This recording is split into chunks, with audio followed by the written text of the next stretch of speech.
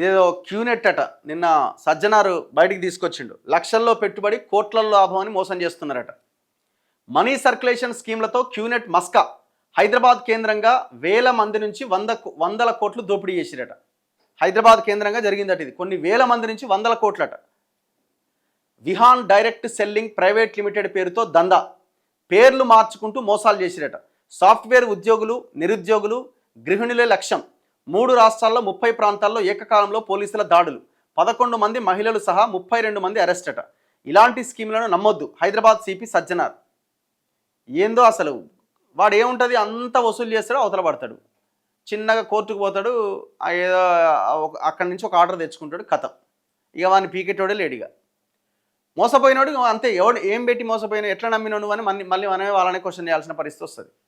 ఇప్పుడు సేమ్ ఇప్పుడు ఆమె ఎవరు, మంగ్లీ మీద ఆరోపణలు వస్తున్నాయి. 150 కోట్లు వసూలు చేసిరట. ఆమె అంటుంది నాకేం సంబంధం అంటుంది. వాడెవడో మధు అంటోడు చేస్తే నాకేం సంబంధం అని ఆమె అంటుంది. ఆ బాధితులు ఏమంటారు, అరే నీ ముఖం చూసే పెట్టినామమ్మా అని వాళ్ళు అంటున్నారు. ఒక్క అడ్వకేట్ బయట పెట్టింది 6.5 కోట్ల లెక్క ఉన్నది. వాడ మొత్తం చూస్తే నోట్ల కట్టలు, మిషన్లు, వాడు లెక్క పెట్టుడు మామూలుగా లేదా కథ. మరి ఏ ఇంట్లో లెక్క పెడుతుండది?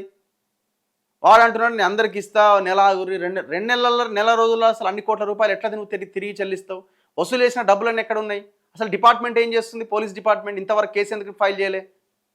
ఇంత పెద్ద ఫ్రాడ్ జరిగితే మరి సజ్జనార్ గారు మీరు కూడా ఆ కేసుని టేకప్ చేయాలా? ఎందుకంటే ఇప్పుడు ఆ నష్టపోయిన వాళ్ళంతా బాధితులు పేద వర్గాలే కదా. వాళ్ళంతా ఇచ్చిన వాళ్ళు కూడా ఎట్లా ఇస్తారని అర్థం కాదు. ఒక్కొక్కడు 50 లక్షలు, 30 లక్షలు, 20 లక్షలు ఉత్తగానే వచ్చినాయి మీకు పైసలు ఏమన్నా. అసలు ఎట్లా నమ్ముతారు? ఎవడన్నా 1,00,000కు 2 లక్షలు ఇస్తాం, 1,00,000కు 1,50,000 ఇస్తామంటే ఎట్లా నమ్ముతారు? వాడెక్కడి నుంచి తెచ్చిస్తాడు? ఒక కన్స్ట్రక్షన్ బిల్డింగ్ చూపించి పబ్ అన్నారట, అచ్చంపేటలో స్కూల్ అన్నారట, మిర్యాలగూడలో హాస్పిటల్ అన్నారట. ఇది కూడా అట్లాంటి మోసమే. నిన్న ఆమె ఒక ప్రెస్ నోట్ రిలీజ్ చేసింది.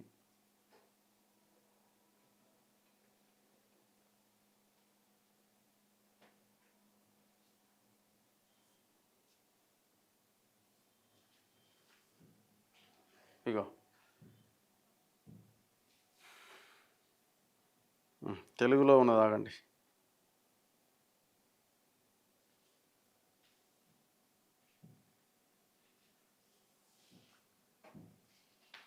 ఇగో మైక్రో ఫైనాన్స్ పేరిట నా పేరుతో కొందరు డబ్బులు వసూలు చేశారని వస్తున్న వార్తలు ఖండిస్తున్నాను.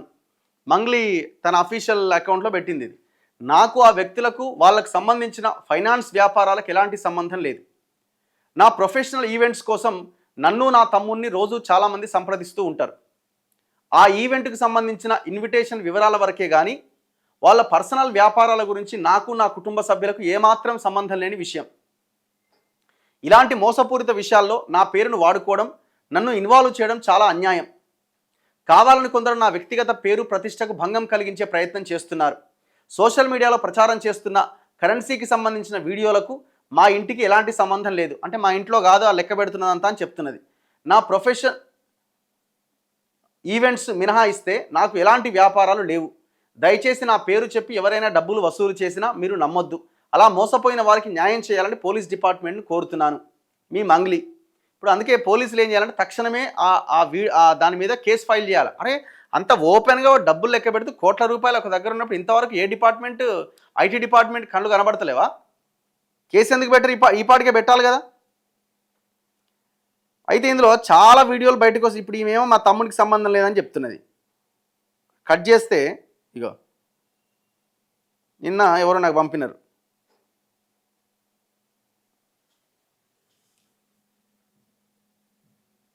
మరి ఇప్పుడు వాళ్ళదేనా కాదా, మరి ఇది కూడా ఏమైనా మార్ఫింగ్ చేసినట్రా మరి ఏమో తెలియదు, నాకైతే తెలియదు. కానీ ఇగో శివ చౌహాన్ అట, వాళ్ళ బ్రదర్ అటీనా.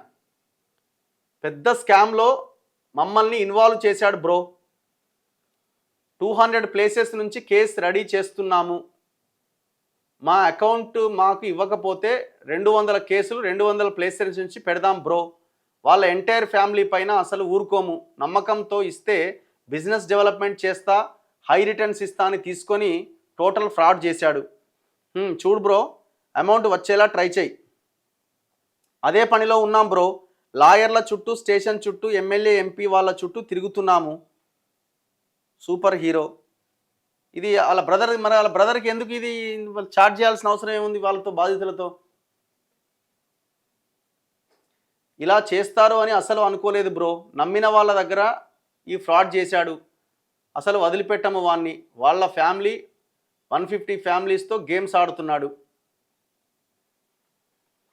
ఇలా చేస్తారని అసలు అనుకోలేదు, నమ్మిన వాళ్ళ దగ్గర ఫ్రాడ్ చేశాడు. అయ్యో ఆ ఫ్యాక్టరీ తీసుకోలేదా అంటే వీళ్ళ బ్రదర్ పెడుతున్నట్టుండి దీన్ని. అవునా, అయ్యో ఇష్టమన్నారా మరి, ఇస్తామన్నారా మరి అని పెడుతున్నాడు.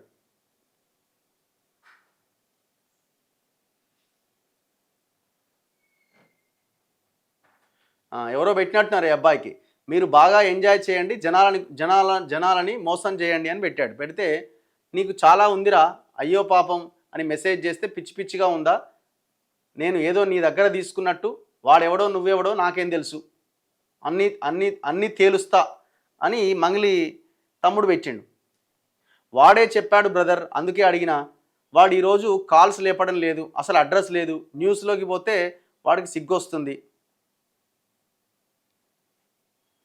వాడితో పాటే మీరు కూడా కర్నూలుకి వచ్చారుగా, అందుకే అడుగుతున్నా. వాడు కూడా చెప్పాడు, అందుకే అడిగా బ్రదర్.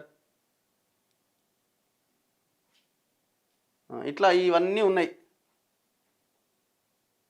దానికి ఏమంటున్నాంటే, వాడు ఏం చెప్తే అది నమ్మేస్తావా, నేను పూజారితోనే టెంపుల్కి వెళ్ళాం, వాళ్ళే కారులో పోదామంటే ఓకే అని కారులో వెళ్ళాం.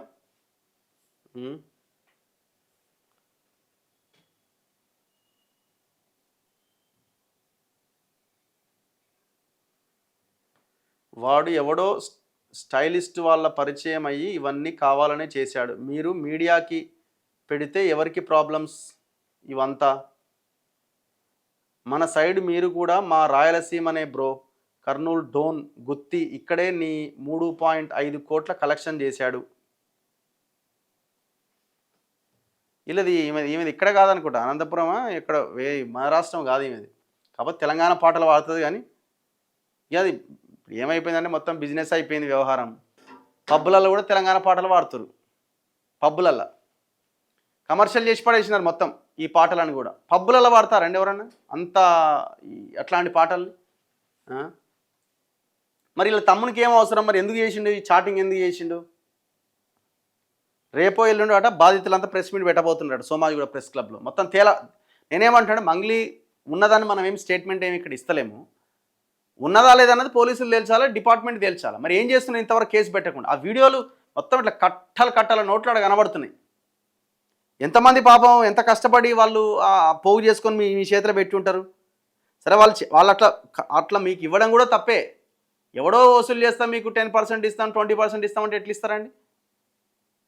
ఇన్ని మోసాలు జరుగుతున్నాయి దేశంలో, అయినా కూడా మళ్ళీ మోసపోతూనే ఉన్నాం. మళ్ళీ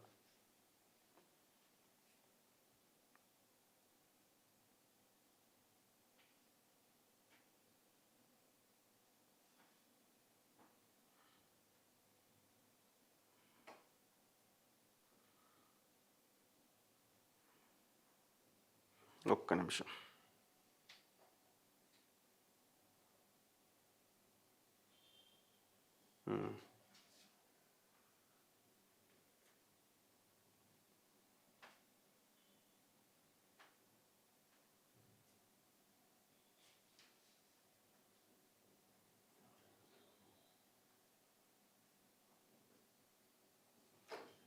సో ఇంకా ఇవన్నీ చాలా ఉన్నాయి. ఇక చూడండి, నోట్ల కట్టలు ఎట్లా మొత్తం గుట్టలు వేర్చారు.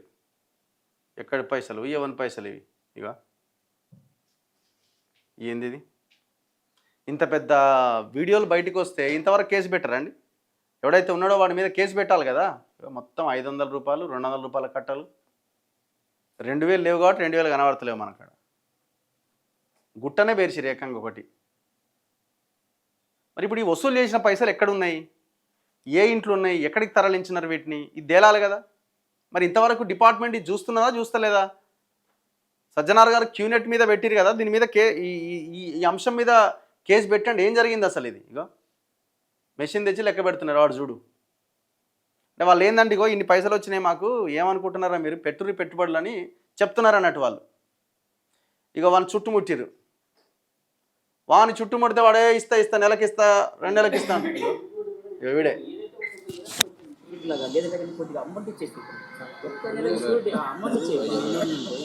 అమౌంట్ ఇచ్చాలంటే ఇంట్లో రేపు ఈ రోజు ఇచ్చేది రేపు వచ్చేది కదా. అంటే సరే ఇప్పుడు అమౌంట్ ఇస్తాంటున్నావు కాదు, 3 నెలల తర్వాత ఇస్తాంటున్నావు, 2 నెలల తర్వాత ఇస్తాంటున్నావు, ఎక్కడి నుంచి ఇస్తావు, ఎక్కడి నుంచి వస్తుంది అమౌంట్ అప్పుడు? ఇప్పుడు ఎగ్జాంపుల్గా 30 కోట్లు ఇస్తుంది, అప్పుడు ఉన్నాయి కదా 30 కోట్లు 6 months ఇస్తాను. ఈ కేసులు 6 ఆడ 30 కోట్లు ఉన్నాయి, ఈయనే 10 కోట్లు 11 కోట్లు ఉన్నాయి కదా. ఈయన అదేంటి సార్ 30 కోట్లు కేసు సంబంధం లేదు, నేను ఇస్తా క్యాష్ పైన ఇస్తానని 6 months 8 months అని చెప్తుంది. అది ఒక్కటే ఎట్లా ఇస్తుంది నాకు ఇస్తుంది, నాకు వస్తుంది, నేను ఇవ్వగలను. అట్లా ఇస్తా కూడా టైం పట్టుద్ది. టైం పరంగా అక్కడ సీజ్ అయినవన్నీ బయటకు వస్తే అవి ఏదో ఒక ప్రాపర్టీ అమ్మి ఇస్తాను అంటుంది. ఇప్పుడు నీకు ఇందాక అది చెప్పలేదు మేడం, కేసు సంబంధం లేకుండా ఇస్తాను. ఇందాక కూడా అదే అన్నాను, కేసు అంటే ఇస్తా ప్రాపర్టీ, అది ఎప్పుడు కోర్టు కంప్లీట్ కేసు పెడతానంటే ఆల్రెడీ ఇక్కడ కూడా ఆపిస్తా, మీరు కూడా నాకు బాధ్యత, నా బాధ్యతలే కదా, మీకు కూడా యాడ్ చేపిస్తా, టెన్షన్ ఎందుకు పడుతారు అట్లా అంటున్నారు. ఆల్రెడీ వాళ్ళంటే అప్పటి నుంచి తీసుకున్నారు. మేము స్టార్టింగ్ మేము 6 నెలలు 1 year తీసుకోలేదు, పెట్టిన తర్వాత నెల వెళ్ళిపోయింది. అట్లా తీసుకుంటే ఏమంటున్నావు అంటే అప్పుడు నుంచి ఇచ్చిన మేమేం పెట్టినాం, అప్పుడు నుంచి లిస్ట్ ఓపెన్ చేయండి. ఎంత కూడా వాళ్ళని బిడ్డగా చెప్పిద్దాం అనుకుంటున్నాం. వాడే అన్నట మధు అంటాడు వాడే అవుతుంది. సరే 42 మెంబర్స్ ఆఫీసులు కదా, వాళ్ళందరూ ఒప్పుకున్నారు, రికమెండ్ చేసుకున్నారు. నాకు సంబంధం లేదు, మాత్రం సంబంధం లేదు చెప్తారు వాళ్ళు. స్క్రాచ్ పెడతాం ఇప్పుడు అయితే కేసు లైఫ్ అయిపోతుంది. అయిపోయినాక లైఫ్ రిలీజ్ అయ్యి నేనేమంటున్నానంటే, నువ్వు మాకు ఏదైతే ఉంటుందో ఇక్కడ 10 కోట్లు ఉంది కదా, ఆ 10 ఏంటి ఇదంటే సార్ 5 అంటే ఇది 6.5 అంటే ఎంత అయింది 11.5 12 కోట్లు ఉంది. 12 కోట్ల ఆస్తి ఆడైతే ఉందో దాని మీద చూపించు. ఇప్పుడు జైరాబాద్లో ఏదన్నా ఉందా, లేదంటే కానీ ఇంకోటి ఇప్పుడు మన సిమెంట్ ఫ్యాక్టరీ 5.5 పరిస్థితి ఎట్లా అది ఉంది సార్ అంటే నేను ధైర్యం చెప్పేసేస్తే నువ్వు నెల కాదు 2 నెలల వరకైనా మేము ఆగుతాం. ఇది ఉంది, ఇది అయిపోయిన తర్వాత మీరు తీసుకొని మేడం తీసుకొని సార్ అన్నమాట. ఈ లోపల డబ్బులు ఉన్న ప్రాపర్టీస్ అలా ఉన్నాయి సార్. అలా ఇప్పుడు కొద్దిగా చూపిస్తారు ప్రాపర్టీ కావాలంటే అలా బోర్డు వేసుకోండి, ప్రాపర్టీ మాదే అని. అది అమ్ముకోవడానికి నాన్నర ఉంది కదా, అది మీకు ఇప్పుడు అర్జున్ దాకా ఆన్ ఉంది, ఆన్ ఉంది, సీరియస్ చూపిస్తా వచ్చాడు మీరు అమ్ముకోండి. 50 కోట్లకు గ్రామాలు ఇది 50 కోట్లు ఉన్నాయి సార్. అడగండి, రోజు వస్తున్నారు కదా మీరు పోయి అడగండి, నా కేసు ఏమి ఉన్నాయి కాదండి, మీరు పోయి అడగండి. నువ్వు చూపించినది అది బిల్డింగ్లు కాదన్నావు, వాసవి కాదన్నావు, ఇంకోటి కాదన్నావు, మనది కాదన్నావు. ప్రాపర్టీస్ ఏడు ఉన్నాయో ఎక్కడ ఉన్నాయో మొత్తం వాళ్ళకి చూసి కనుక్కుంటా వచ్చి అడగండి. వాళ్ళు చెప్తారా? అడగండి, చెప్తారా వాళ్ళు? పోయి అడగండి సార్. అది చెప్పారనే కదా నువ్వు అడిగేది అంటున్నావు. అక్కడ పోయి అడగండి, వాళ్ళు వస్తారు రోజు. ఎవరు అడిగినా కూడా ఏం చెప్పాను. ఇప్పుడు నాకు ఏదైతే చెప్పినా వాళ్ళు కూడా ఉంటుంది. నేనేమంటే వద్దు 50 కోట్లు కాదంటే 100 కోట్లు. హైదరాబాద్లో 3 సైడ్లు ఉన్నాయి, రోడ్డు బిట్లు ఉన్నాయి, 3 ఉన్నాయి, 4 ఉన్నాయి, 4 3 35 కోట్లు హైదరాబాద్లో ఉన్నాయి. ఇట్లా ఇదంతా నడిచింది ఇక దాని తర్వాత వాడిని ఒక్కసారి కూడా నీకు ఒక రాంగ్ మాట కూడా మాట్లాడలేదు. అయ్యో మొన్న అభిషేక్ గారు లంచ కూడా కళ్ళ కూడా సైలెంట్ ఉన్నది, మొన్న ఉన్నది అది వింటే ప్రాణం పోతుంది అని మేము అభిమానం ఇస్తాం. ఎందుకంటే నెట్వర్క్ నాకు తెలుసు.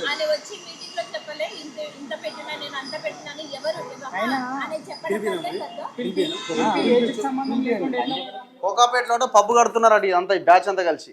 మరి ఆ పబ్ ఏందో ఆ కథ ఏందో. ఇప్పుడు మీరు సంపాదించుకోండి, బిజినెస్లు చేసుకోండి, స్కూళ్ళు పెట్టుకుంటారా, హాస్పిటల్ పెట్టుకుంటారా, చేసుకోండి, ఎవడు వద్దనట్లేదు. కానీ వసూలు చేసి వాటితో వ్యాపారం చేసుడేంది, చివరికి వాళ్ళకి ఎగనామం పెట్టుడేంది. ఇప్పుడు ఆమె నాకు సంబంధం లేదంటుంది, సంబంధం ఉందా లేదా అన్నది పోలీసులు తేల్చాలి, డిపార్ట్మెంట్ తేల్చాలి. అందుకే ఇప్పుడు ఇంత పెద్ద భయంకరమైన వీడియోలు బయటకు వచ్చిన తర్వాత దీని మీద యాక్షన్ తీసుకోవాలా. ఎవరున్నారు దీని వెనకాల, అసలు ఏందనేది. ఇప్పుడు అరెస్ట్ చేసిరా మధు అంటోని.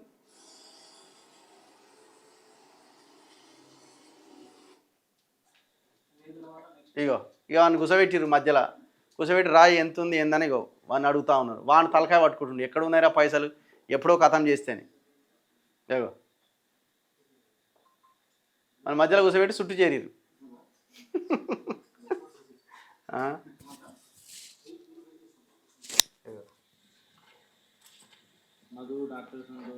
ఇది ఏడా, ఇది మొత్తం ఇది సిమెంట్ ప్లాస్టింగ్ చేయని ఇది పబ్ ఇదే అనుకుంటా. ఇదే కన్స్ట్రక్షన్, అండర్ కన్స్ట్రక్షన్ ఉన్నట్టుంది. మా గోడలు అంతా ఇటుకలతో సిమెంట్ లేని గోడలు కనబడుతుంది, ప్లాస్టింగ్ చేయండి. ఇప్పుడు క్లియర్ అయితే ఇక్కడ తిప్పు. ఈ సైడ్